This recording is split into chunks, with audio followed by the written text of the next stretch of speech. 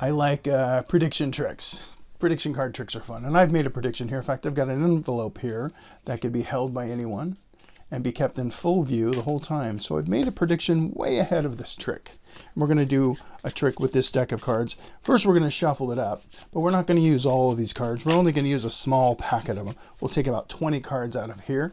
We'll go like this. 1, 2, 3, 4, 5, 6, 7, 18, 19. 20 cards should be enough for us to do something pretty amazing with, okay? But here's the cool part of this. We've got 20 cards, and I want you to think about this for just a second. Think of a very important number to you, a number between 10 and 20, okay? A number that's going to mean something to you because we're going to use it throughout the trick. It will be your number, and it will mean even more at the end of the trick. So you're going to pick a number between 10 and 20, and that's what we'll stick with, okay? You ready? Have you got one? And they can say that, and they have free choice, by the way. Let's just say they pick a 13, okay? Okay, 13 must be your lucky number. Okay, now here's what we're going to do. We're going to shuffle the cards using the number 13. I'll show you what I mean. It's just a messy shuffle, but it looks like this. 1, 2, 3, 4, 5, 6, 7, 8, 9, 10, 11, 12, and 13. I told you it was messy. It may even bother some people because if you're a bit of a neat freak, that might really bother you. So just to make up for it, let me do it again, a little more sensible, a little more clean. We're going to go like this. 1, 2, 3, 4, 5, 6, 7, 8, 9, 10, 11, 12, 13 based on the number that you chose. And that was a lot cleaner. The problem with the clean shuffle, though, is it's not as mixed up. So if you just bear with me, let's do another messy one just to make sure we're really mixing them up. And your number was 13, so we'll use that. 1, 2, 3, 4, 5, 6, 7, 8, 9, 10, 11, 12, and 13. Mix up these 13 and see what we end up with here. Okay. All right. I know it's messy. Sorry, but it's going to be worth it. All right. But I do know that bothers some people. So one more time, just to kind of clean it up, let's do just one more shuffle. Okay. We're going to count down 13. 1, 2, 3, 4, 5, 6, 7, 8, 9, 10, 11, 12, 13, just to make sure everyone's comfortable. Okay. Now, they should be all mixed up. We've shuffled the deck, pulled out 20 random cards. You chose the number 13, and long before we did any of that, I had an envelope here with a prediction in it. Now, using your number one final time, let's choose a card from the pack, just like this. 1, 2, 3, 4, 5, 6, 7, 8, 9, 10, 11, 12. There's the 13th card. Not 14, 15, 16, 17, 18, 19, or even 20, but the 13th card. The number you chose from this very, very, very mixed up, shuffled packet of cards. You ended up with a King of Diamonds. A long time ago, I made a prediction, this envelope, and I put it inside here. And it looks like this. Nothing else inside the envelope but this giant version of a card, also known as the King of Diamonds. Now that's a cool prediction based on your number. All right, let me show you how that works. That's really fun. This is, if you're even an amateur magician, you know that this is a force, but it's a really, really amazing one. Put my prediction card in here. It can be any prediction card you want. I'm going to use that one, King of Diamonds. The way I set this up is I'm going to find my King of Diamonds, my force card, and I'm going to put it inside this deck on the very top. Okay, that's how we set up. Force card on top, prediction ready to go. The rest of this stuff is all math, but it kind of just works. In fact, it's very mathematical, but it's actually complicated math. You just don't have to do any of it. The deck will do it for you. Here's how this happens. So you'll notice I mixed up the cards. I shuffled up the cards just to make sure we have a free selection. And I am sort of shuffling the cards and doing what's called a slip cut. That's this, and I do this in a lot of my videos, a lot of my tricks. I just am retaining that top card while I do this. It's so easy to do. You don't want to do that. You can even do this. You can do a shuffle, this kind of a shuffle. Just make sure the top card stays where it is. As long as you have control, however you want to control that force card, you can keep it on top. An easy way to do it too is to take these and do one of these overhands like this, and then when you get down to a few, throw that one back on top. You know, that's not as good, I don't think. I think this looks better. But whatever you want to do to start with a shuffled deck makes it look like, and don't spend a lot of time on it like I am now, but just do a quick shuffle, make sure it looks like the cards are random. And then you're just going to take 20 cards. Now, remember, my force card's on top. So by removing 20 cards, and 20 is an important number mathematically anyway, but by removing a packet of cards, I'm going to end up with my force card on the bottom of the packet, and that's really important. So we're going to go 1, 2, 3, 4, 5, 6, 7, 8, 9, 10, 11, 12, 13, 14, 15, 16, 17, 18, 19, and 20, okay? Now, this math trick works because the force card is on the bottom to start with. And it just works. I can't tell you why. I can't show you the algebraic equation. I'm sure somebody can. I won't. I can't. I don't want to know. It just works. When somebody picks a number, and it needs to be between 10 and 20, they'll usually pick an 11 through 19, of course. If you just do this exactly the way I'm doing it, it just automatically brings their card to the top of the deck again. I'll show you what I mean. So right now the King of Diamonds is on the bottom, right? If you count the cards out like this, and I made them messy, this is another thing I'm going to tell you too. This is kind of my own version of this old trick. You can only do it messy on the odd shuffles, the first and the third time. You can do it messy. The second time has to be neat because the King of Diamonds is going to be in a specific spot. See, right now it's on the bottom of the deck, right? In the 20th position. So it doesn't matter what number they pick for the first shuffle because those cards can be all mixed up. Here's what I mean. Let's go with 13 again just to stay with it, but it can be any number, okay?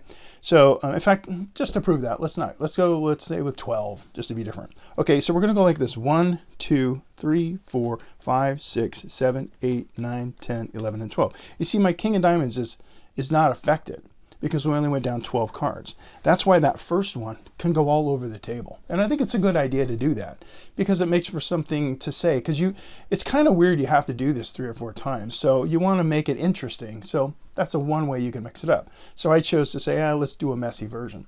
So when I do the 12, the first time, I'm going to go 1, 2, 3, 4, 5, 6, 7, 8, 9, 10, 11, 12, all over the table. And go, I realize that was really messy. But 2 things are happening here. One is I'm making the cards look really shuffled, because they are, because these can be, because my King of Diamonds is still here, okay? And we're going, okay, these really got messed up. Now here's something very important.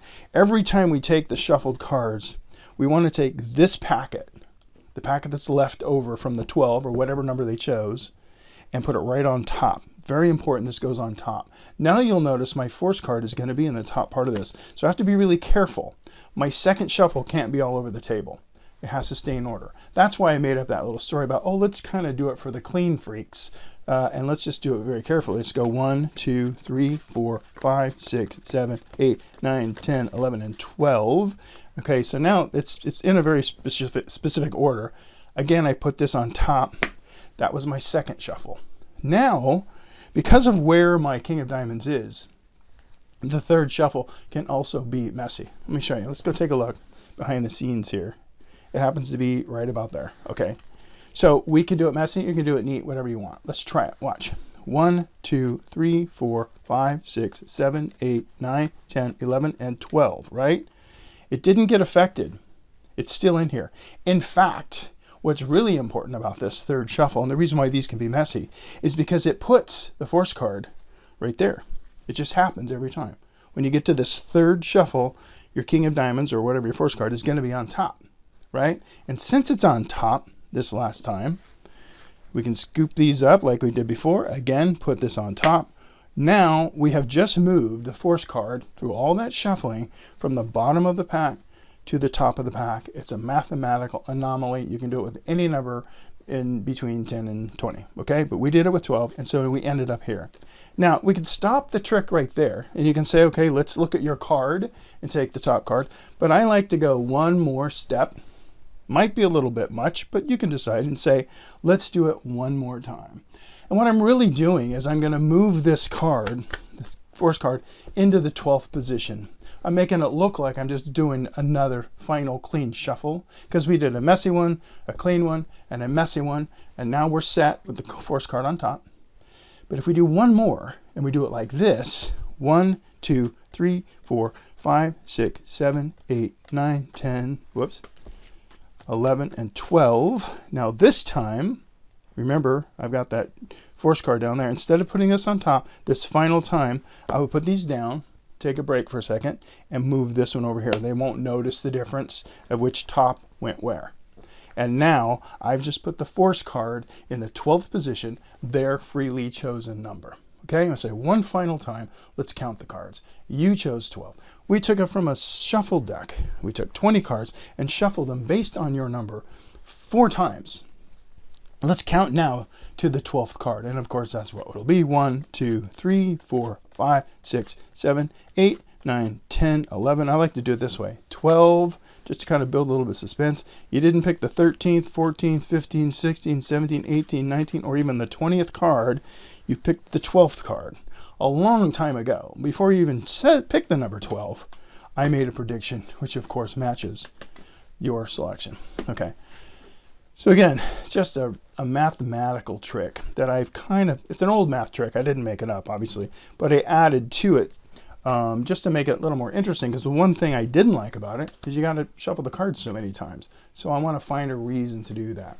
So quick review. My force card's on top. I take a shuffled deck, right? Wink, wink. 1, 2, 3, 19, 20. This needs to be 20 cards, by the way. You don't have a choice in that part. Well, you might, but I know it works for sure with 20. And then now I'm starting off with my force card on the bottom. We do the 3 shuffles. The first one can be messy. We need a number. Let's use 14 this time. 1, 2, 3, 4, 13, and 14. Again, these can be all messy as long as the remaining packet goes on top.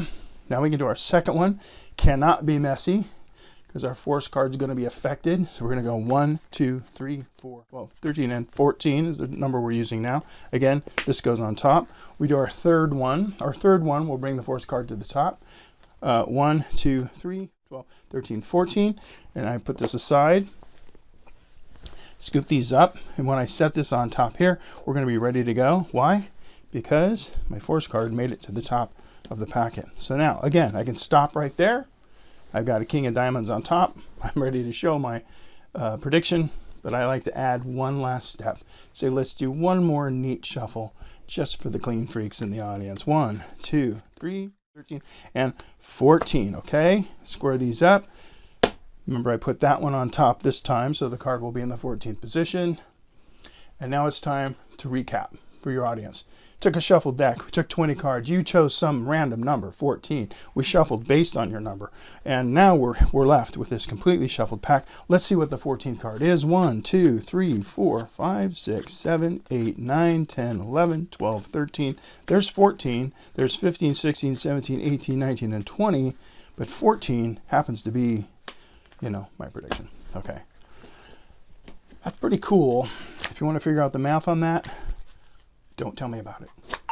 No, I'm just kidding. It is a mathematical trick, but you don't need to know the math. It just works. Just remember the 3 shuffles will get that force card to the top of the packet of 20, and then you can go from there. Have fun with that. I'm calling that the multi-count shuffle.